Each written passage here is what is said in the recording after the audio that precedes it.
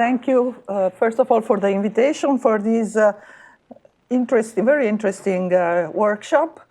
So, okay, this is the title. Also, thank you for being here, and also thank the people who have done the work, and which has been primarily this lady, Chuni Zhang, who is here, who is now back in China, Marcos, who is assistant professor at UC Santa Cruz, and Zheng is still in our center, which is the funding has been unsuspended. Has been suspended without elaboration by the current administration. Anyway, so I'm happy that actually I'm happy that I'm presenting quite a long this workshop because much has been said, so it means I don't need a long introduction. I usually don't like so much to make introduction. So anyway, this is probably the only introduction introduction slide I have, saying that aqueous solution oxide interfaces are important, and not only for relevant to energy production, but also in many other contexts, in particular in geochemistry. And indeed, there is a lot of interesting literature that we have been looking at in that context. So another remark that I should say before going into the detail of the talk is that this talk is, okay, I'm talking about oxides instead of metals, and particularly oxides that have, they are semiconducting, so it is a little bit different. And the main thing is that the philosophy of this talk is different from the philosophy of many other talks, where instead of trying to figure out how to have a good boundary condition that mimic the rest of the system, and focus just on a small system and then describe the rest. Here we are just trying to describe everything explicitly. So it's a kind of, which makes things conceptually more, from many aspects, simpler, but it raises other types of questions, of course.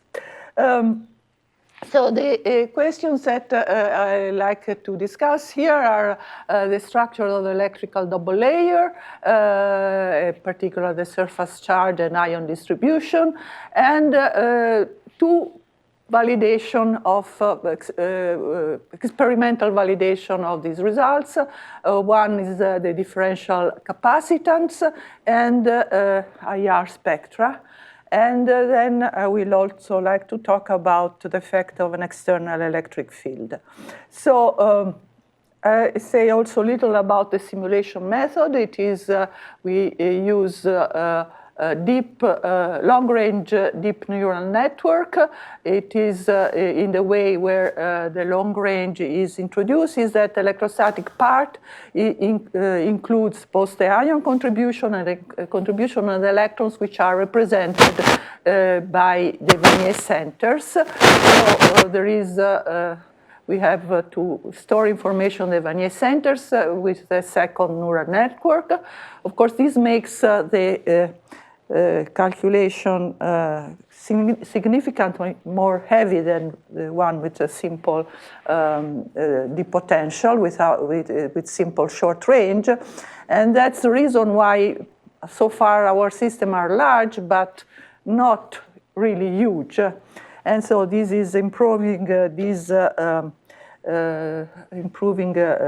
both the way it is implemented, so this is also, we have something we are planning. So the reason for doing, for using long range is a slide that was chosen also shown by June, which is, we realized very early in when we started just working with the short range, that we could not achieve bulk neutrality in the central region of the electrolyte solution, far away from the electrodes. And so instead, that could be, this problem could be solved, could be handled by switching to the, introducing the long range. So, okay, the work that we are doing is that I present refers to a specific model system, which is the TiO2-101 anatase surface, which is okay, it's pretty used. It is relevant to energy application. It is the most frequent, most abundant surface of the anatase polymorph of TiO2. But apart that, I mean, it's typical one one of the many typical oxide surfaces. So one thing I say, just to point out what are some relevant features, is the presence of both under-coordinated oxygen and metal atoms at the surface. Here they form a quite corrugated profile. In other cases, more flat. But so you have essentially two types of atom which under-coordinated, where the reactivity takes place, where a lot of action takes place. So, okay, yes, this is the reason we choose, another reason why we choose that. So let me go directly to the description of the systems that we are, oh my God, sorry, this is, oh, I'm going, how I can go back? It looks like, okay. Okay. Okay, here it is. So just to point some details, so the size, I said it is large, but not really huge. It's about 9,000 atoms with 2,400 water molecules. There is a TiO2 slab, periodically 3D periodic conditions. And when we add these the electrolytes, these are, you see, even with such a large amount of water molecule, the number of ion pairs is not so impressive. It's to get the 0.4 molar, we have 18 sodium chloride, and then we add some acid or a base, then we add the 10 or 18 additional NaOH or HCl. So, so which means that indeed, even if it is quite large, it is, first of all, we wanted initially to explore the pH, but the possibility to explore the pH is rather limited. We can go either a very low pH or a very high pH, I mean, rather close to 1 or below 1 or close to 14. And so we can do that explicitly. And the other thing is that in this case, with these, means that equilibration is a little bit delicate usually when you have these kind of things. So the underlying DFT for our training is a scan, which has a nice feature. It's not perfect, but for water it is it is definitely better than PBE, which has been used in the past. So, okay, so the first thing to test our setup, our first calculation was to determine the point of zero proton charge of the system. So the zero proton charge means essentially you have to find, is defined as the pH of the solution where the surface charge is zero. And the surface charge in this kind of system is not provided by the electrons, but it is provided by the water protons, by the protons and the hydroxide. And This means also that, of course, at pH greater than PCC, you have the surface which is negatively charged. It has an excess of OH minus and vice versa.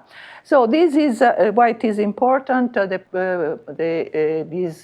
point of zero charge is important also because it can be measured quite easily experimentally and provides a first check. And so microscopically, the expression, there is a microscopic expression for the calculating this pH of zero charge, and it is related to the pKa of the surface sites. So, which means it is related. It is the average of the pKa of the exposed oxygen and titanium site. So. To calculate the pKa is essentially a free energy. We have to consider two surface reactions. So the transfer of an adsorbed proton at a bridging oxygen under coordinated oxygen site to water, or the transfer of a proton from an adsorbed water at a titanium site to water. So we have to calculate the free energies of these two reactions, which can be done using enhanced sampling technique. You need, of course, an appropriate collective variable to do that. And in this case, we use collective variables. I think I've changed my idea. I want to take off this, so I have to move this thing.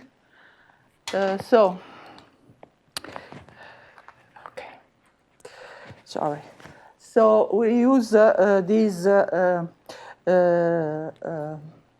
collective variable, which was introduced by the group of Parinello, and it has to do, it's based on a tessellation of the space in Voronoi tessellation of space, which is able to identify in a unique way where is the proton moving, which is because the proton moves very fast and it is sometimes difficult to locate it. However, okay, so when we do that, then we can calculate the free energy surface. This is for the two reactions, and the average of the pKa gives a point of zero charge, which is within the experimental error bar, where also experimentally the local error bar, because what it is measured is very much dependent also on the preparation, but in general, accepted view is that TiO2 is slightly acidic oxide, and here is more neutral, so less acidic.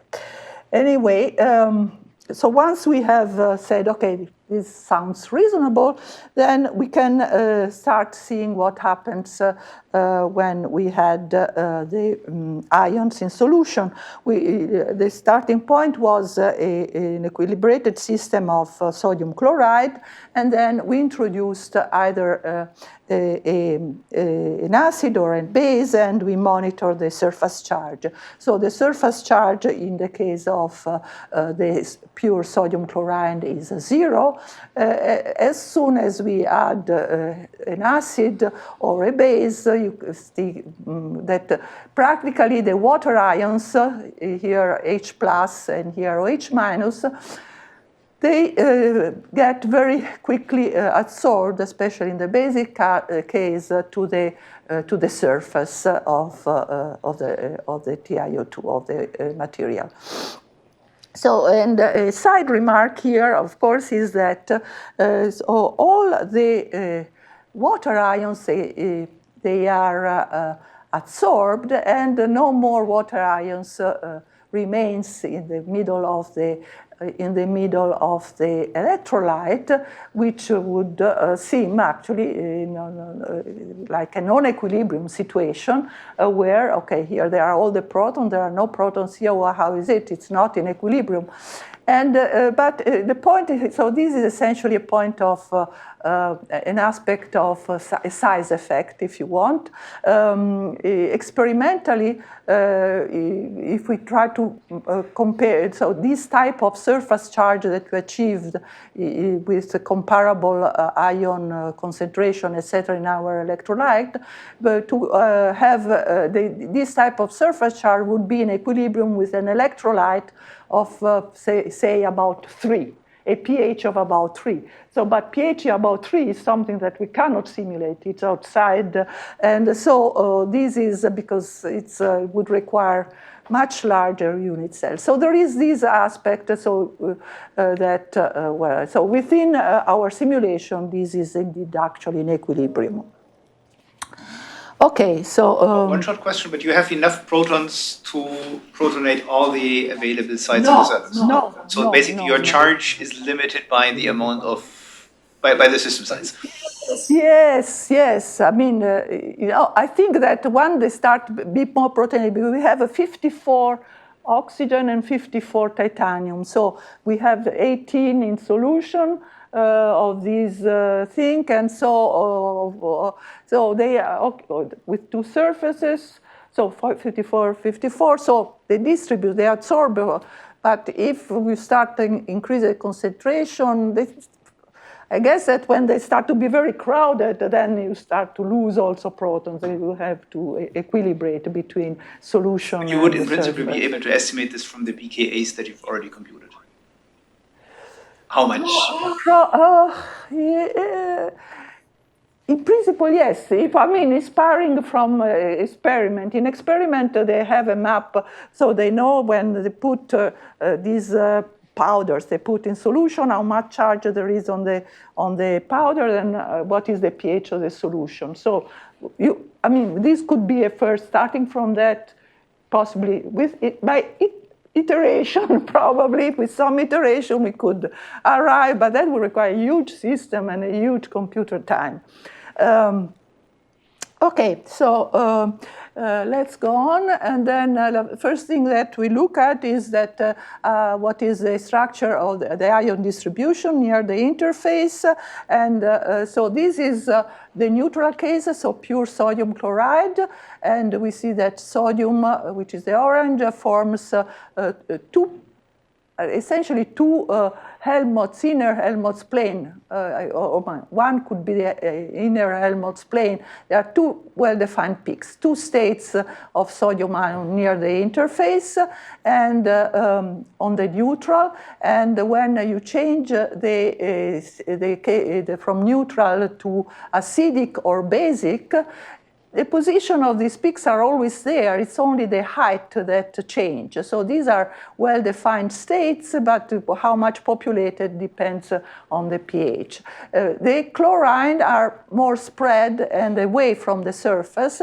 The preference for the sodium to be close to the surface is related to the fact this is an oxide. The atoms which protrude more out of the surface are oxygens, and so this is they will tend to have cations close to the surface. And so these are the structures of the various states.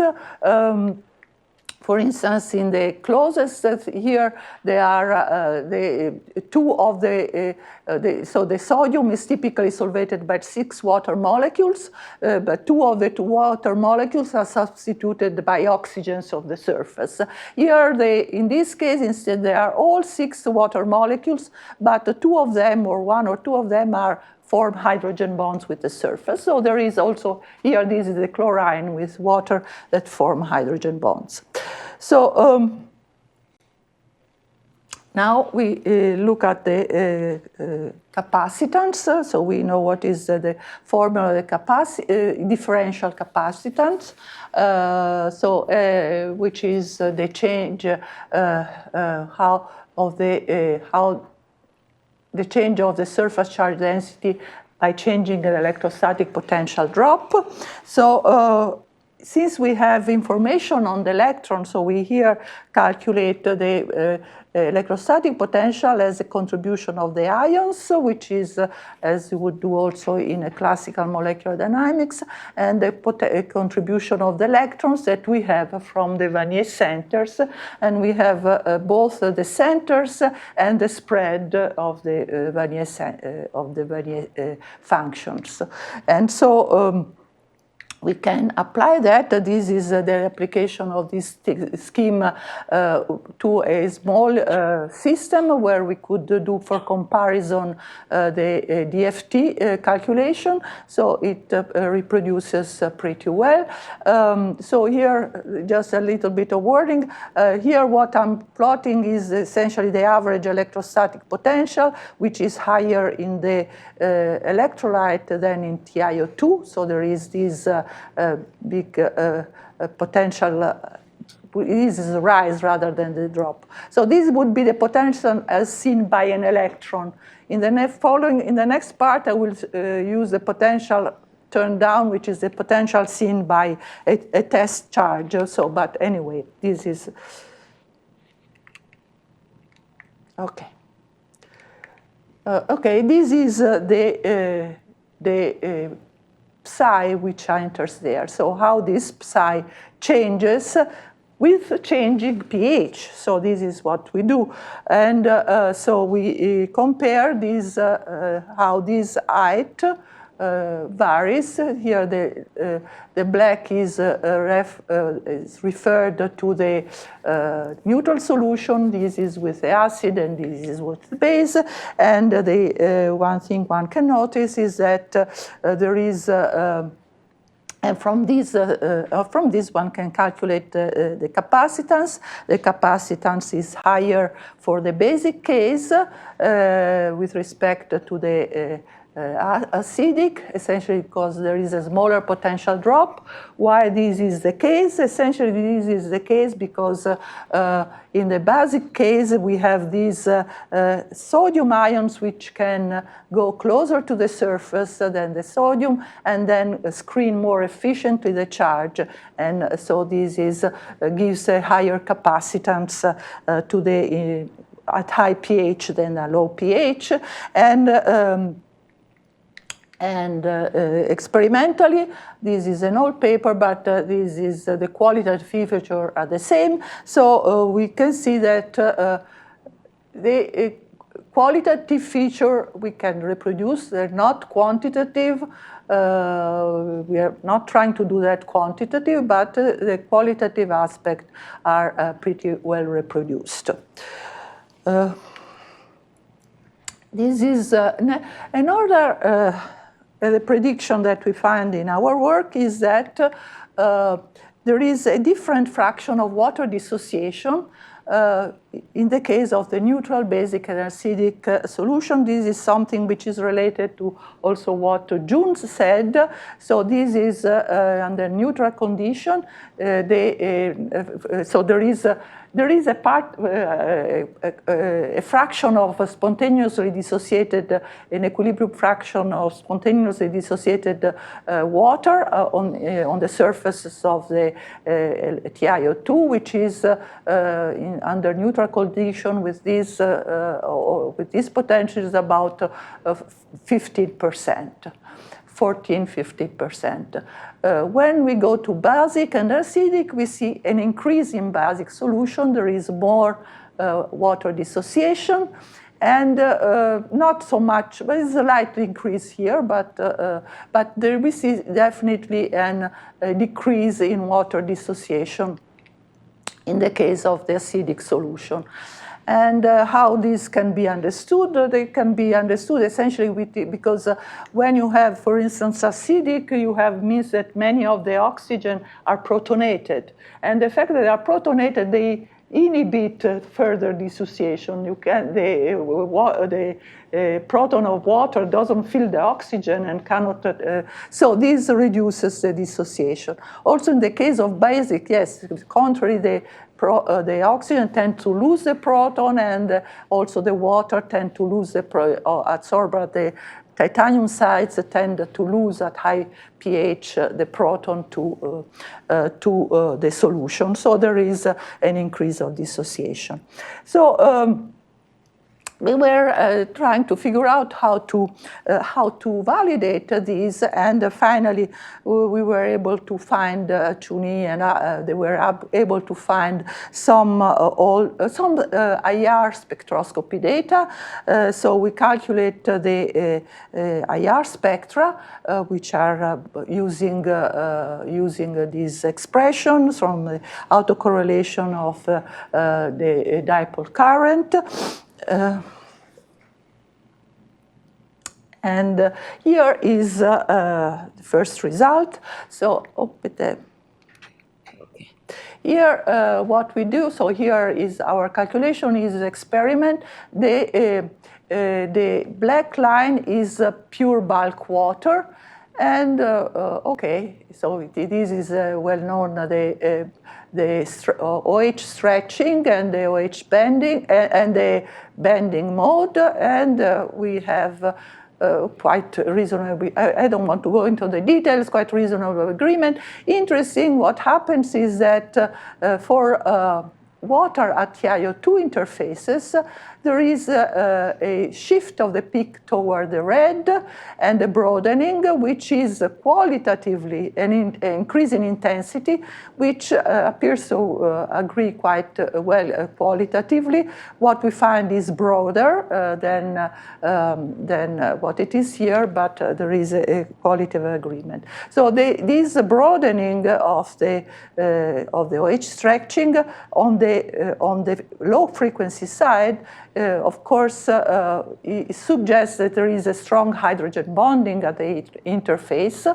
And also we see this formation, which is more pronounced than on the experiment, of a little structure on the high energy side. So all the people, the expert experimentalists in vibrational spectroscopy make a lot of analysis about all these details. But essentially what I want to say is that this difference between bulk water and the interfacial water, we find that it comes mostly from the first layer, as shown here. So this is the first layer, the shaded region is water. This is first layer as it comes out from the simulation, but then when we rescale, because the first layer has a lot of water density, it is here, the dotted line. So you see it is the first layer, the orange is the second layer, it has also a difference from the bulk, the other layers are just like the bulk. So, and indeed here is the probability distribution on the hydrogen bonds, and one can see that there are stronger hydrogen bonds near the interface in our case. The first two water layers are very strongly hydrogen bond and make the structure pretty rigid at that point. I had okay, so we looked at how do these things change with pH. So we had our various solution. Now we are defined that we attribute the pH for the various cases based on the experiment. We know that, so essentially, we know that when we have a certain subsurface charge, experimentally they have a solution of with this pH. So this is pragmatically we can do that. We do that. Okay, and then we see why this is what happens. So this is essentially on the first water layer. Again, everything happens here. There are some pronounced shift of the intensities and not so much of the position, but on the intensities of these peaks. And here are indeed a comparison with experiment, and which appear to be pretty good. And essentially, it turns out that with increasing pH, you reduce, you go down in intensity for both the OH and the bending mode, and then can be understood because there is an increase of dissociation, and the increase of dissociation tends to reduce the intensity. So this provides a qualitative support of these trends. There is this aspect of increasing dissociation with increasing pH. And that seems to match also the I don't go into detail. And then now I want to discuss this electric field. This is motivated, of course, by interest, using electric field. Here in the case of TiO2 is mostly used in the case of photocatalysis, even if you have learned also from the talk of Julia that also in electrochemistry, TiO2 is very much used to coat, to protect also metallic electrode. So here, it's good to keep in mind what is the mechanism of dissociation in our system, which is different from that discussed. It's not direct, as found by Alfredo previously, but it is indirect. So it starts from here. This molecular water adsorbed, and there is a second layer water molecule that has a role of chaperone of the proton to give it to the side to do the dissociation, and also for the transport. So this is the mechanism, and so the simulation is done using the finite D method, which corresponds to having an open circuit condition. So here, of course, the field eliminates the symmetry of the two surfaces. This becomes, we have the field going from left to right. This is the anode, this is the cathode. And once we have this, so D is the control parameter, and then from D we can calculate the polarization field and extract the macroscopic field, and then we can also calculate, as we have shown previously, how it changes. And these are the potential profile for different cases that we have explored. So with a given field, we have two different interfaces, one positively and negatively charged. So you see this asymmetry, and you see there is this potential drop at the interface on the two sides of the supercell. So this is also, this asymmetry is also seen in the ionic distribution. For instance, here is the peaks of the sodium, and here are the peaks of the sodium in the case of a certain field. Here it is negative, there is a higher peak, and here it is positive, there is a lower peak. So there is a redistribution also of the ions in the system. And also, interesting, we see that there is also an effect on the water dissociation, because what happens if we look at the fraction of water dissociation on the two sides, on the anode and on the cathode, we find a much higher water dissociation at the cathode on this side than on the anode. So, interestingly enough, we find, let me, before saying that, so this is for various cases. So we defined a free energy of dissociation by this form, with the expression. Alpha is the dissociation fraction. And if we plot it as a function of the macroscopic field, we find a pretty linear behavior, and which has, we can interpolate, and we find that the slope, which is an effective dipole, is about 2 electron per angstrom. So this can be an effective dipole. Interesting, we find a similar effect also when we look at the pure water TiO2 interface. So that was with just sodium chloride. And but what happens is so in pure water you don't have the ions to help screening the field. But we find that then at this point, at a certain field, there are some protons that are transported from one electrode to the other. So the two surfaces, which the two electrodes, which were neutrals in the case where there is an ACl, in the case of the solution, they become no more neutral. One is positive and one is negative when you add, in the case of pure water. So now let's try to put in context the meaning of this dipole. So this is, what does it mean? So if we consider a single water molecule, so in these units, the dipole of a single water molecule in liquid water is about 0.6. So this would be about 3 times larger.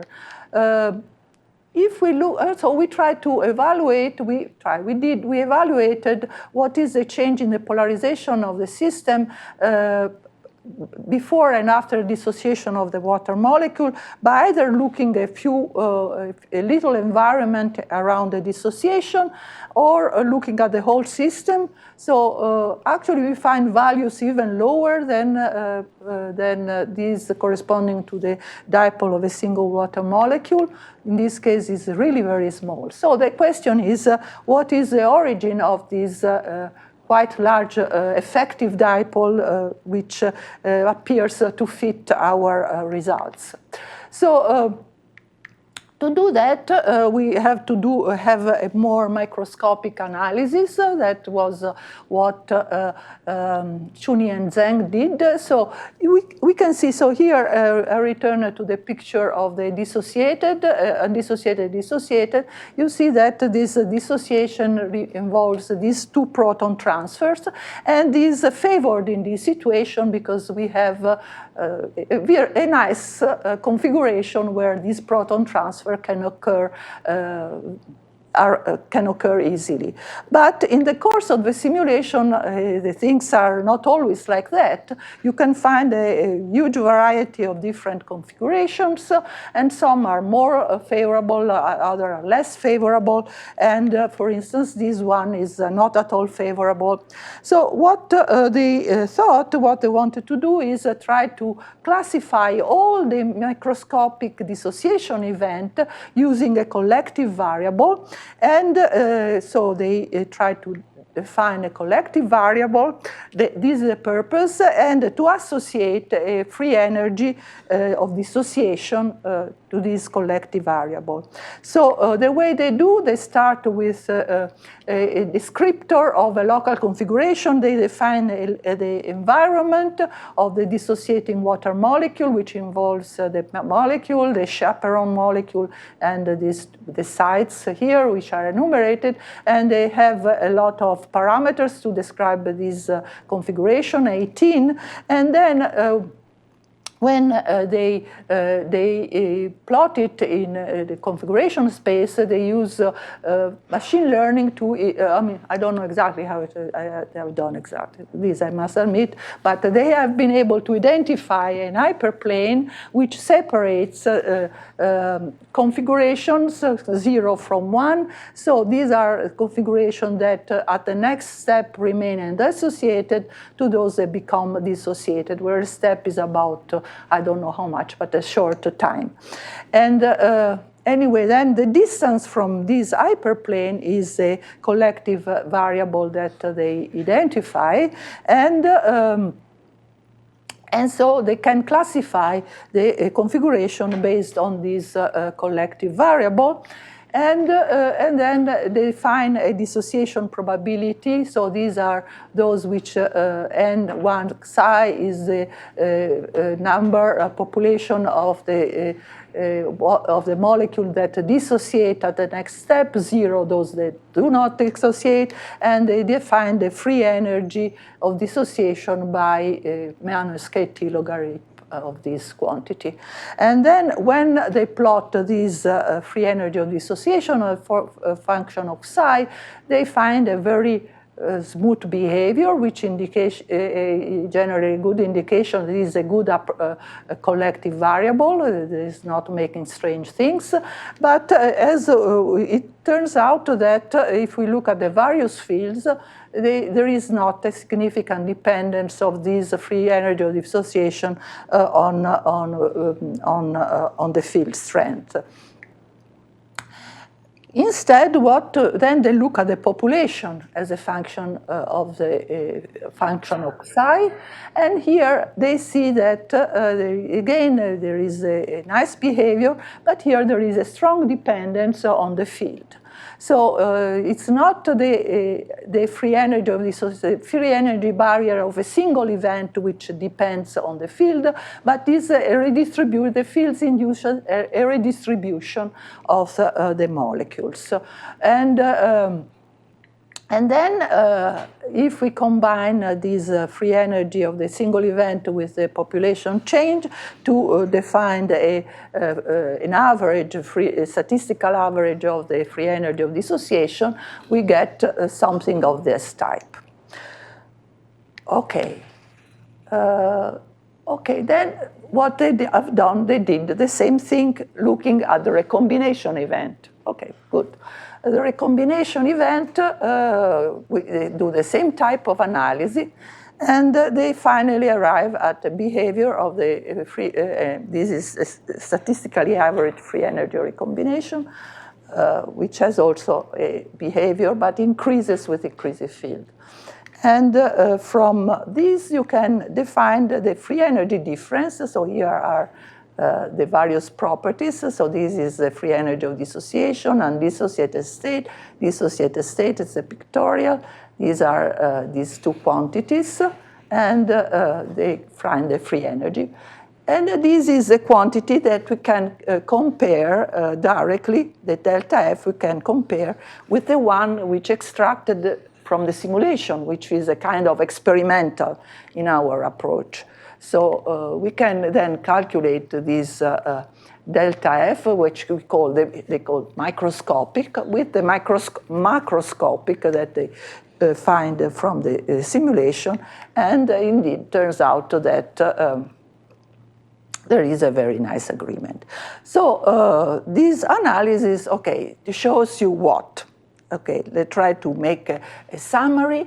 So we saw that there is this strong dependence of the delta F on the field, and what it turns out, what has been shown by this analysis, is that this effective dipole is mostly determined by electric field-induced change in the population distribution of local configurations.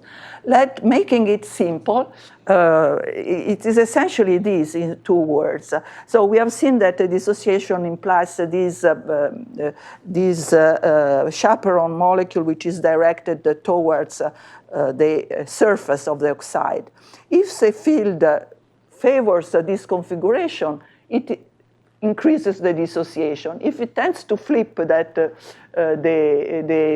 this chaperone molecule going out, then it will decrease the dissociation. So these molecules, they are as a crucial role, and so the field tends to act a lot on the orientation of that molecule and affects the dissociation by acting on the population of that.